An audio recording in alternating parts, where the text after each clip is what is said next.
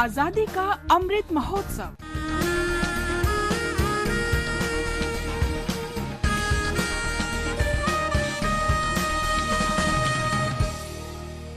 Azadi ka Safar with AIR News. Birth of a Nation. India's glorious freedom struggle is one of the greatest struggles the modern world has ever witnessed. AIR News brings you a glimpse of the struggle every day. In today's episode, we bring you the story of a great freedom fighter and social reformer from Gujarat, Jhaverchand Meghani.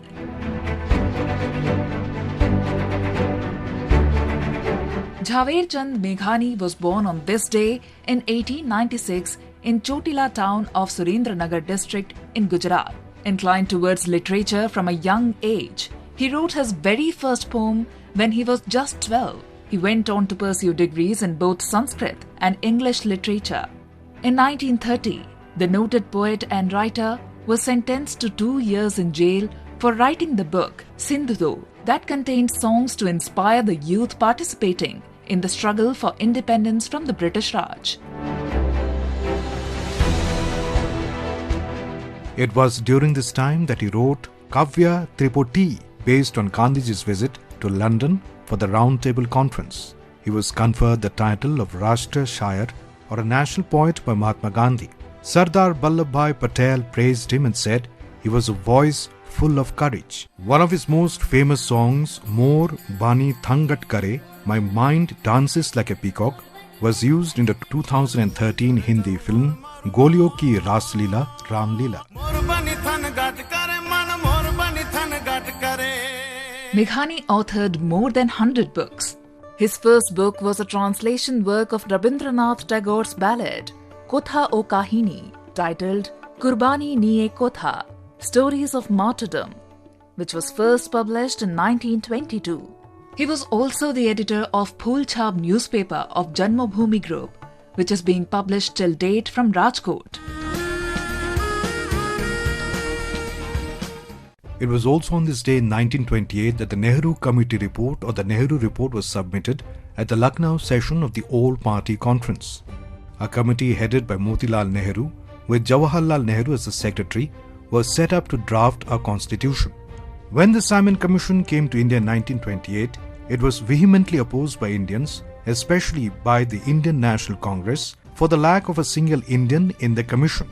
So, the Secretary of the State for India, Lord Birkenhead, challenged the Indian leaders to draft a constitution for India, implicitly implying that Indians were not capable of finding a common path and drafting a constitution.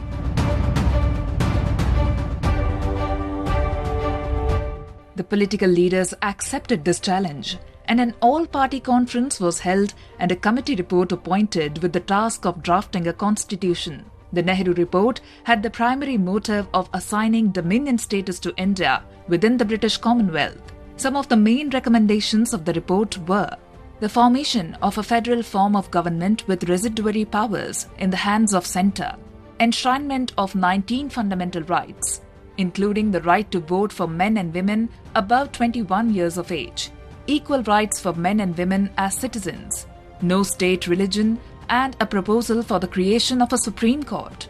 In fact, the Nehru Report was the first major attempt by Indians to draft a constitution of India. Today is the death anniversary of the great freedom fighter Chengjapao Dongel from Manipur, popularly known as Chengjapao Kuki. He was one of the Kuki leaders who questioned the British authority during the Kuki uprising of 1917-1919. During the Second World War, he organized Kukis against colonial and feudal authority of the British under the banner of the Indian National Army. He was the chief of Asan, the city of Dongal clan.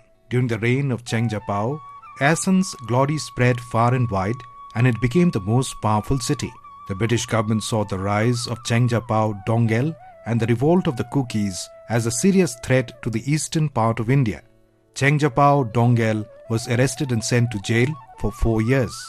After India gained its independence, the government, in recognition of the bravery shown by the Kuki heroes and in memory of the war of independence they had fought, gave a grant for the construction of Kuki Inn, which today stands in the heart of the Imphal town, Chengjapao Dongel's name will continue to be remembered with honor and reverence in the history of India's freedom struggle. That brings us to the end of this episode of Azadi Ka Safar with AIR News. See you in next episode tomorrow.